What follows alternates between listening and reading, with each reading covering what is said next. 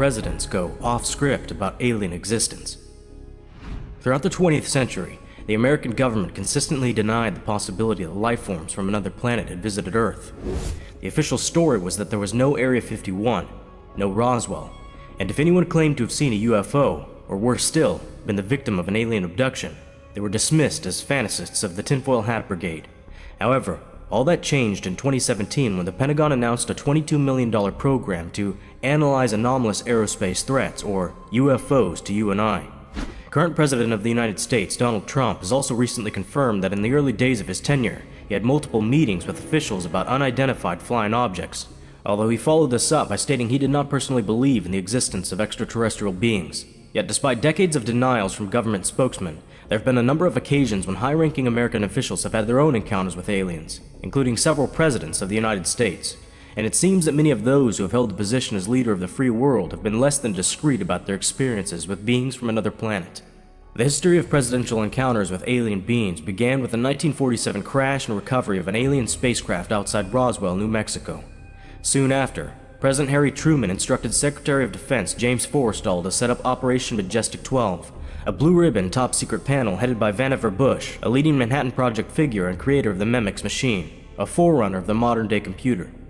Researchers contend that the Majestic 12 committee eventually brokered a sit-down between a race of space aliens called the Greys and President Dwight D. Eisenhower, during which an agreement was reached to enable alien studies of human biology via abductions and animal mutilations in exchange for use of extraterrestrial black technology that would lead to developments like the B-2 stealth bomber.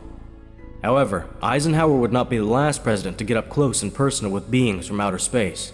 In 1969, 8 years before his tenure at the White House, then State Governor Jimmy Carter was on his way to deliver a speech at the local Lions Club in Georgia. At the time, Carter didn't report what he'd seen, but in 1973 he was approached by the International UFO Bureau in Oklahoma City, Oklahoma, and asked to make a statement. Recalling the incident, he said that someone brought his attention to an object in the sky. He looked and saw a bright object which seemed to be coming toward him before it stopped over a stand of pine trees.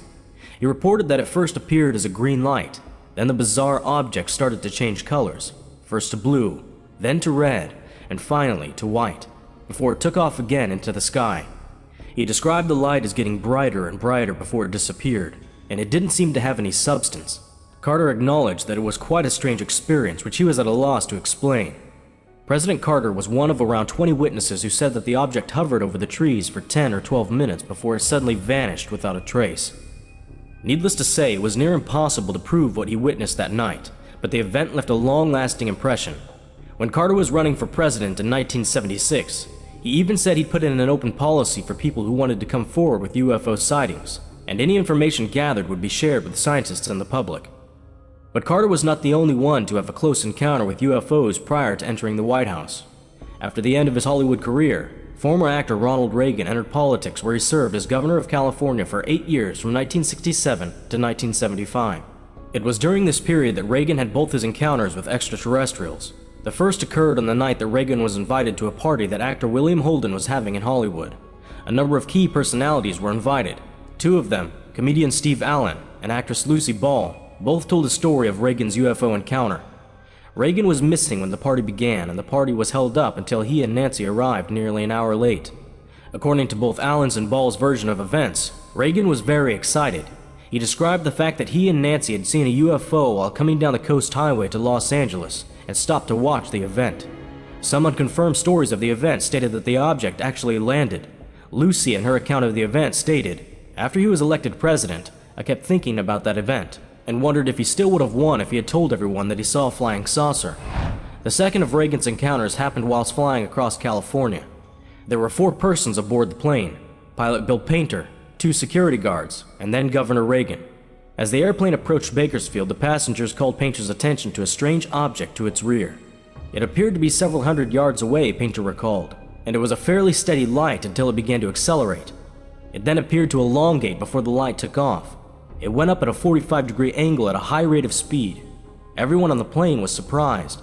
A week later, Reagan recounted the sighting to Norman C. Miller, then Washington bureau chief for the Wall Street Journal. Reagan told Miller, "We followed it for several minutes. It was a bright white light. We followed it to Bakersfield, and all of a sudden, to our utter amazement, it went straight up into the heavens." When Miller expressed some doubt, a look of horror came over Reagan. it suddenly dawned on him that he was talking to a reporter. Immediately afterward, according to Miller, Reagan clammed up and he never spoke about his experiences again in public. What's more intriguing about both President Carter and President Reagan's UFO sightings is that once elected, both requested access to confidential files about the frequency of UFO sightings amongst the American public. However, both were denied by one man who would later ascend to hold the highest office in the land. During the Carter administration, George Bush was director of the CIA. When Carter approached him to ask what the organization knew about extraterrestrials, Bush refused to release any information and Carter backed off, later announcing that there was no government cover-up of the existence of alien beings. Only 4 years later, Bush was the running mate with Ronald Reagan for his candidacy for the presidency. During this period, he asserted full control of CIA briefings, effectively filtering the information that President Reagan had access to. A few years later, Bush himself would be elected into presidential office, becoming the 41st president of the United States in 1989. He immediately asserted tighter control over what information could be shared with the government and seized full control over the presidential daily briefings. The security-conscious Bush advised that these new measures were necessary to prevent the leaking of confidential and sensitive information.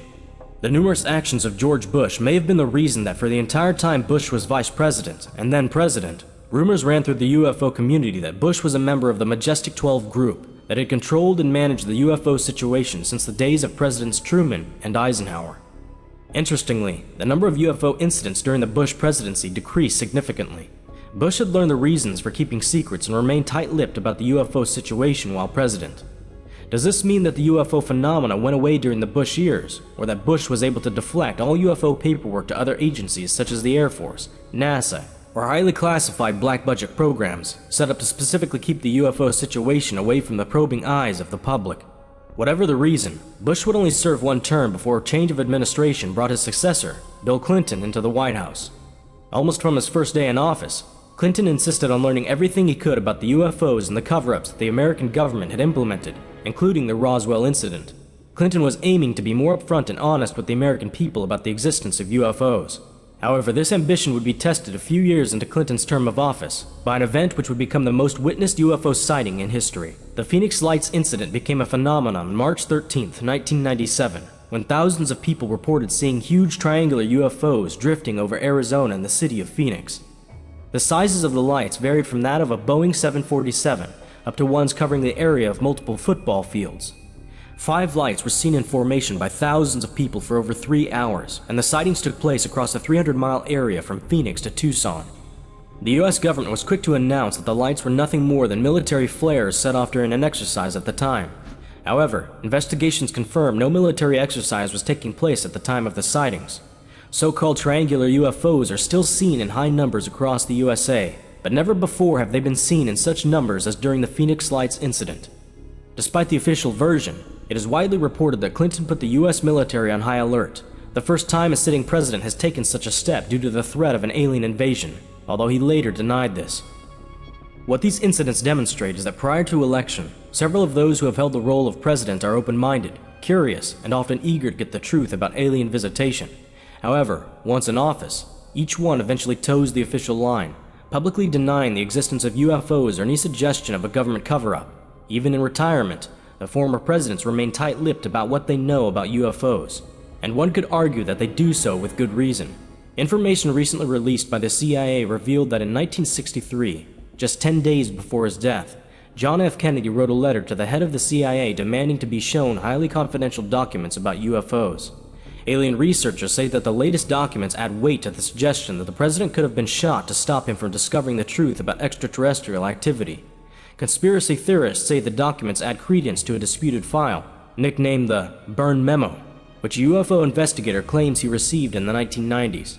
The document, which has scorch marks, is claimed to have been mailed to UFO hunter Timothy Copper in 1999 by an unknown CIA leak, but has never been verified.